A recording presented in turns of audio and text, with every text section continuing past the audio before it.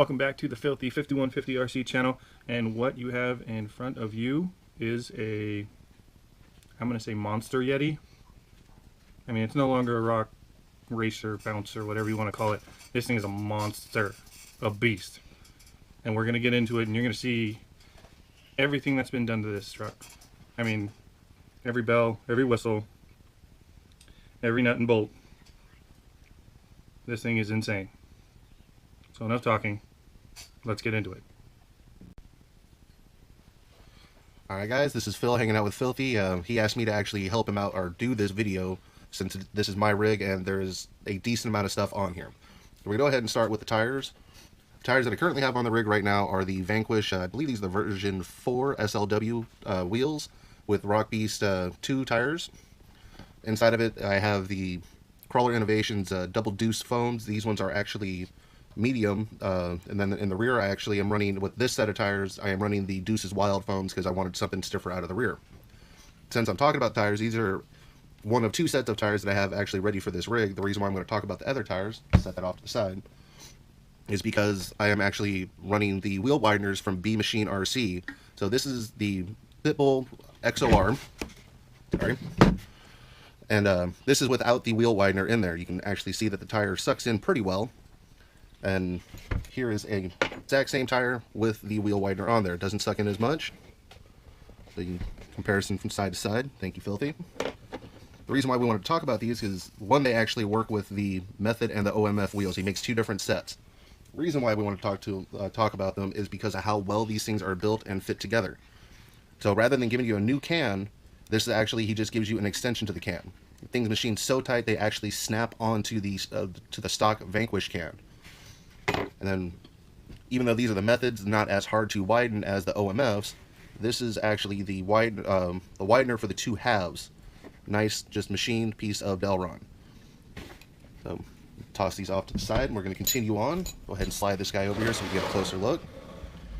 So we're going to go over the front end of this thing real quick. So we have the Vanquish knuckles and caster blocks. Then I'm also running the Vanquish link set right up in here, both of those. Then this happens to be an STRC rack and pinion, which I was the full set at first because when I was ordering everything, Vanquish didn't come out with the new bell crank system. Which now that they have, I'm running the Vanquish bell crank system because it actually eliminates the servo saver, which is what I needed for rock crawling. Because that was the whole, I wanted something different to build for rock crawling. That's the whole reason why I chose this particular truck to start off with. We're going to go ahead and continue on. You can definitely see it there. I actually have MIP front shafts in here. These ones are from Blue Monkey as part of their spool kit for the front end of this thing. So these are either, I believe they're either SCX-10 shafts that have been modified with a Traxxas stub axle, or they're actually the Traxxas slash four-wheel drive front shafts. Either way, the stub axle is modified by Blue Monkey so that it can work inside of these knuckles. Go ahead and kind of pull this thing apart so you guys can see the spool that he has in there.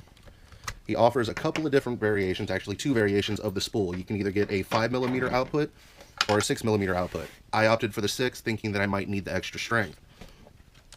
Go ahead and continue to kind of pop this guy apart so I can get to the front differential, or well, the front spool. So there we have it as the spool. You can see these are just the normal drive shaft ends on these things, which that is just one solid piece of metal that the gears are able to actually just bolt onto, almost like the output of a transmission. Which, it's very strong. Because I chose the 6mm one, I actually have to modify the gears anytime I go to change them. So I have the hardened gear in here, and I'm possibly going to be changing my ratio, so I actually just got another one ready. And this is one that I had to that I've already had to modify so that it can actually fit over the edges of the spool. That I actually have to drill out, which has been pretty difficult being that these are hardened gears. I have a very expensive drill bit set that I use at work, and I had to sharpen the bits about 6 times in order to actually make the hole go through this thing. And very hard gears, but kind of the price I have to pay for wanting the 6mm output. So we're going to go ahead and move on to the rear suspension. So go ahead and spin this guy around. So in the rear I'm running the UC Fab trailing arms, which was a very nice thing. We happened to catch up with him when we were out at AXIALFEST last year in 2015. And it worked out perfect because when I was crawling, I was actually completely tacoing my the stock trailing arms. So great little upgrade for me. My rear shocks, even though I have this spring on here, it's actually just the stock rear shock. This happens to be a spring from the HPI Savage. It was just from a set of shocks that I had lying around. So I figured it would work because I wanted just a little more tension to them, and I didn't feel like spending any money on actually new springs, so I'm a little on the cheap side with some things. We're going to go ahead and continue around. So this is my rear axle, which happens to be a Vanquish Curry front axle. So I'm running 4-wheel steering on this guy, which has been an awesomely fun thing to have. It actually sometimes makes it a little more difficult to drive, but the truck doesn't exactly turn well with the front end having the spool because it kind of plows when I drive. So I wanted the 4-wheel steer so I can get a much tighter turning radius. Now out here on the outer edges, I'm running the stock, the Vanquish knuckles, going to the scale C-hubs that have the pinch bolt in the back, which you can see right here, and then just the Curry Rock Jock axle. Nothing special done to that aside from the axle itself, just as they come from Vanquish. The servos that since I do have 4-wheel steer, I'm actually running 2 of these servos. The high-tech HS M7990TH. These things are freaking monstrous on torque. I believe it's like over 600 inch-ounces of torque at, I believe it's 7.2 volts. Great thing to have. They only thing I will say about these that I wasn't fully expecting when I bought them is that they actually are wider than normal servos. Not much, but enough to make things a little difficult for fitment sometimes. And then my servo horn that I have here is actually from CKRC. It's part of their next level lineup that they have. It's a long one. It's pretty much just like the Robotronic ones. Same hole configuration, 24mm for the outer hole, 20mm for the short hole. Great thing to have out there. I mean, because I can make it to where my steering doesn't have to move that far to get full throw, or I can move it in and make the servo move a little further to actually get from lock to lock. But just to show that it definitely is 4-wheel steering, not that anybody would really question at this point. Alright, we're going to go ahead and move on to... Oh, sorry. We're going to come back and move on to the optional things that I have installed on this.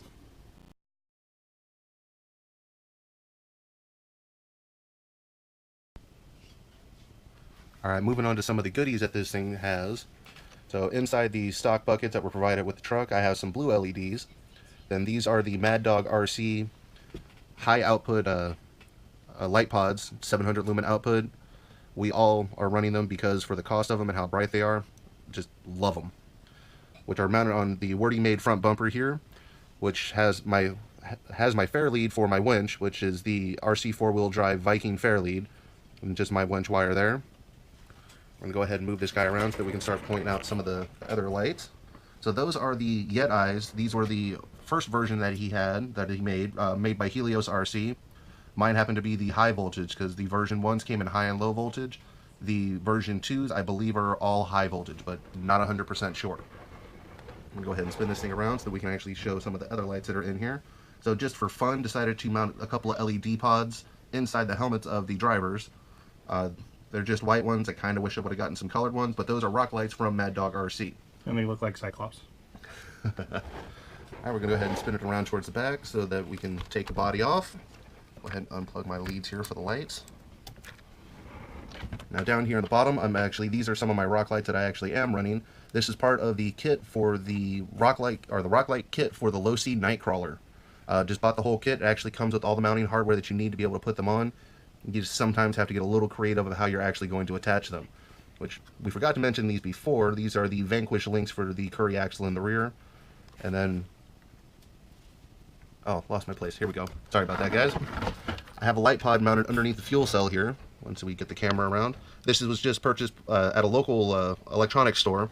About a $6 light pod. Actually pretty bright, runs off of 3S. Perfect for a high voltage rock light when I do feel that I need it. Now I'm actually using my fuel cell back here as an electronics box of sorts. Inside of here, this is the Hey OK light controller that I'm running so I can control all of my lights from my transmitter. This particular version of it actually has a dim function for the high voltage lights.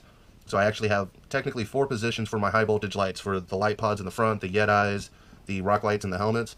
I have high, medium, low, and off that I can actually select directly from the transmitter.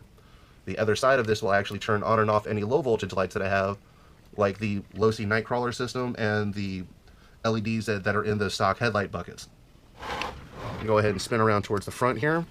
Filthy actually mentioned this on his. We figured we had a little bit better of a chance to show it on my rig, since it's a little easier to kind of get things in there. This is the hot racing motor mount, and then the motor plate. And see if we can get this adjusted in a little bit. And then for my ring and pinion, I am running the 68 tooth spur with a 12 tooth pinion, just trying to get as much torque and slow speed control as absolutely possible. Moving forward still, this is the HeyOK relay winch controller. We talked about this on our friend Rob's truck. Mine is slightly different than his. Mine is high voltage, but I have the variable speed as opposed to the soft start, which is mounted directly on top of my KMS 480 winch. Again, one of those we just all wanted crazy strong winches, so we all ended up actually buying the same thing. The one thing that we forgot on the last two videos, if you look right here, that is a free spool.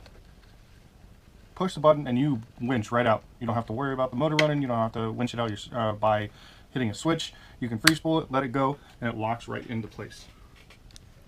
And so moving forward just a little bit more, you can actually see the other half of the Losi Nightcrawler Rocklight kit. This is actually, you can see all of the mounting hardware that comes with it. It was like a $17 kit. Actually, I missed it in the back, so we're going to go ahead and I'm going to slide this back around. This is a little control board that they use. It just runs off of your receiver voltage, so low voltage, about 6 volts. All the lights seem happy. They're not super bright, but they're enough if you don't want to have blinding light pointing down towards the rocks.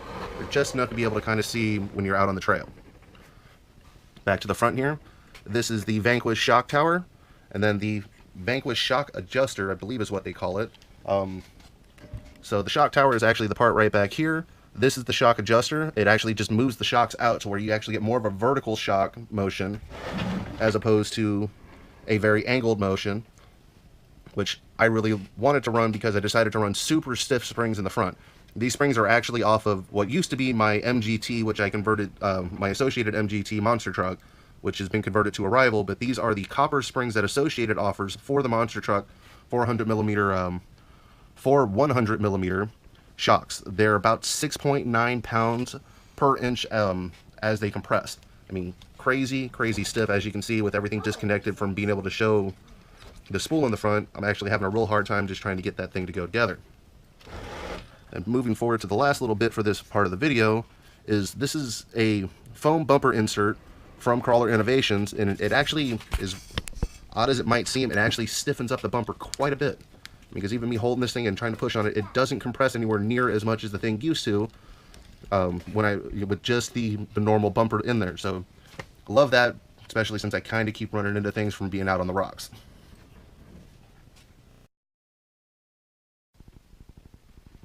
Alright, getting on to the running gear part of this rig. Again, just like the other two, Mamba Monster X. This is one of the things that we kind of wanted to show before that we weren't able to on the other rigs. This is the sensor wires for to run the sensored motors. This little section right here, from here to here, is a separate cable that you have to buy from Castle or from wherever you get the ESC, but it's required in order to be able to actually run the censored, the brushless censored motors. About as far as we really need to go on that. Then, just like Filthy, I am actually running the auxiliary cable or the auxiliary wire to control my drag brake on the fly. And as long as we're over in this area, let me see if I can get a little closer. I wanted to show this guy. Because of the servos that I'm running, those Monster Torque high techs, I had to actually change out this front turnbuckle for my front steering because the eyelets were not strong enough to actually be able to withstand what this servo can put out from the stock turnbuckle. So what I ended up actually doing was grabbing a Traxxas camber link for like a Jado or a Slash. I actually still happen to have the packaging here in case anybody else wants to check out doing that. We'll go ahead and slide this back. We're going to go ahead and spin the rig around so that we can get to the other parts of it. And again, just like Filthy, you can see a Pro 4 HD in there, 3000 kV. And then Filthy mentioned in his video what we had to do for the shifter. So he's running the Hot Racing 2-speed kit. I am actually running the SSD 2-speed kit. Different manufacturers, slightly different gear ratios. I believe mine is like 2.38 roughly, somewhere in that area for the low gear, and 1-to-1 for the high gear. Now, all of those ones, since they're not the Axial ones, they always have their own shifter setup. What I did is, mine, I was having major issues with having the thing consistently actually get into gear. So I actually bought some of the parts for the Axial 2-speed to adapt to my setup, it has worked out extremely well. I no longer have to worry about if it's actually going to get into gear. I'd say 99% of the time, I tell it to shift, it's able to go right in, even if it's not, because of the servo saver. It'll drop in once everything lines up. So this here is actually the axial servo saver that they have. Simple little setup. It's almost like a cam servo saver type for, say, a buggy or a truggy. Works real well. The spring's not super stiff, but it is stiff enough to make sure that it actually does engage the gear. Then this is the part that I really like with the axial one, is the actual shift lever itself. So it actually pivots from the very bottom of the transmission. The shift rod coming out of the transmission for the rod that's actually controlling the shift fork and the collar inside actually connects here down low, and then as you can see, the rod from the servo saver is running up here. Now in order to get this stuff to work, so if you buy the axial plastic 2-speed tree, it'll come with this shift lever. It'll actually come with the axial shift fork, but in plastic rather than metal. It's important to be able to actually use that one when you're trying to do this setup, because the hole going through this little piece of plastic here, which you can kind of see, the hole through it is actually very small. The SSD kit and the hot racing kit, both of them, the rod that comes out, you see how it steps down here. Hopefully you guys will be able to see that. Let me make sure. We're actually going to get a light out here so we can try to really be able to show you. See how that shaft steps down? Which is why we're actually running the axial shift fork. Now what I was doing is that since the SSD and the hot racing, the groove in the collar for the shift fork is very narrow.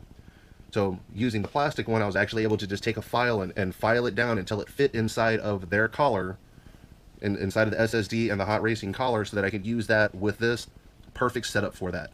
Works extremely well. Haven't had really any issue with it at all once we got it all set up, and once I figured out the little bits of the parts trees that I need to buy. Then just one last thing that I haven't mentioned yet is running an MIP drive shaft in the rear. Love the strength of them. Contemplating seeing if I could possibly get one of those to fit to actually run the front end as well, just in case. I'd rather not find out that the front cup is weak or the front drive shaft is weak while I'm out on the trail. I'd rather just make sure that it is good to go. So at this point, we're actually going to end this video because me and Filthy were talking, and we decided that with everything that I have, the truck kind of warrants 2 videos. If anybody's been paying attention, with how many things I am running off of the transmitter, I'm actually running 7 channels. So it's the way I got it to work for me and work well is I'm actually running some different things up here. This is where my receivers, plural, and my BEC sit. So because of that, with my transmitter, I am actually able to switch back and forth between them and control 7 channels right now. Still have 1 more channel in case I need it, as long as I pick the right thing to run. So we'll catch you guys on the next video with all of that. Alright guys, like you said, stay tuned for the next video. I appreciate all the support that I've gotten so far from these videos. Hopefully you guys like the pre-axial videos. I know they help quite a few people make decisions on tires and things thus far, and it's only been a day since the first one's been out. So don't forget to thumbs up, subscribe, smash that thumbs up button as always, and look forward to this next video, because this is where this rig really gets interesting and really stands out. I mean, if you want a rig that's going to be completely different, this is pretty much it. I mean, I haven't seen anybody go to this length on an axial Yeti thus far. So we'll catch you guys on the next one.